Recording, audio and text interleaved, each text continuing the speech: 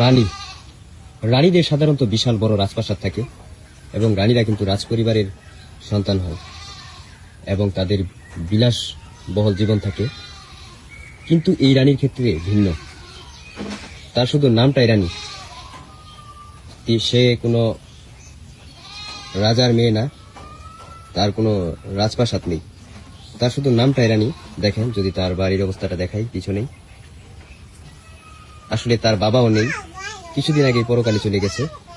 এবং একজন মা, সেই মা কিন্তু বোবা, কথা বলতে পারে না এবং কানেও শুনে না, এবং থাকার মতো কিন্তু কোনো ঘর নেই, বাড়ি নেই। বৃষ্টি হলেই কিন্তু শুরু হয় তাদের হাহাকার, এবং তিনবেলা ঠিক মতো খেতেও পারে না।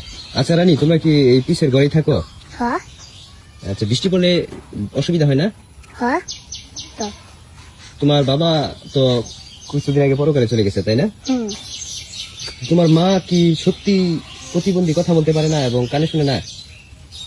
কানে তো শুনে না, একবারই কানে শুনে না। না তো তোমরা দেখলাম যে তোমাদের বাড়ি দেখলাম, ঠিক আছে, কিন্তু তোমরা বাথরুম নেই, পানি নাই, পানি কোন থেকে নিয়ে আসো? পানি খাও না? পানি কোন জায়গায় পানি খাও? ওই পাশে খালের পানি? খালের পানি খাও। আর বাথরুম বাথরুম দেখলাম নাই, তোমাদের টয়লেট নাই, টয়লেট কোথায় করো? ওই জঙ্গল এদিকে না? তো বন্ধুরা দেখুন, এই রানী কিন্তু সেই রানী না, রাজপ্রাসাদের রানী না। এই রানীর কিন্তু থাকার মতো বিছানা নেই, রয়েছে হালকা খুবই ন্যূনতম একটি লাকি দিয়ে তৈরি করা কোন রকম একটা মাচাঙ্গি বলা চলে, এবং তেমন ভালো স্বাচ্ছন্দ্য বিছানা নেই। এবং আমার পিছনে যদি দেখাই, তার কিন্তু রাজপ্রাসাদও নেই এবং নাই কোনো বাথরুমের ব্যবস্থা, টয়লেটের ব্যবস্থা। এই রানীর কিন্তু বাথরুম বলতে রয়েছে যে জঙ্গলটা দেখতে পাচ্ছেন, এই জঙ্গল।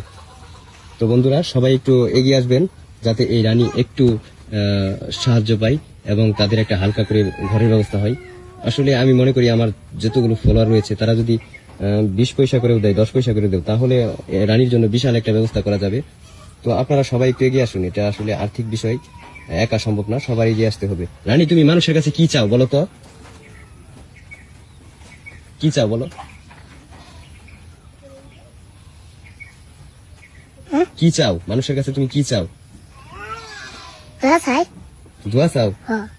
ঘর বাড়ি এগুলো একটু বলো যে কি কি চাও, কও। ঘর লাগবো, আর বাথরুম লাগবো, গোসল খাওয়া লাগবো। এগুলো হলে তুমি খুশি না? দেখেন অবস্থা, সে কিন্তু প্রথমেই বললো, অনেকক্ষণ আমি জিজ্ঞাসা করলাম, জিজ্ঞাসা করার পরে সে বললো যে দোয়া চাই।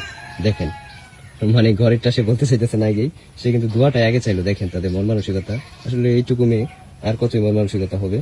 তো বন্ধুরা আপনারা সবাই একটু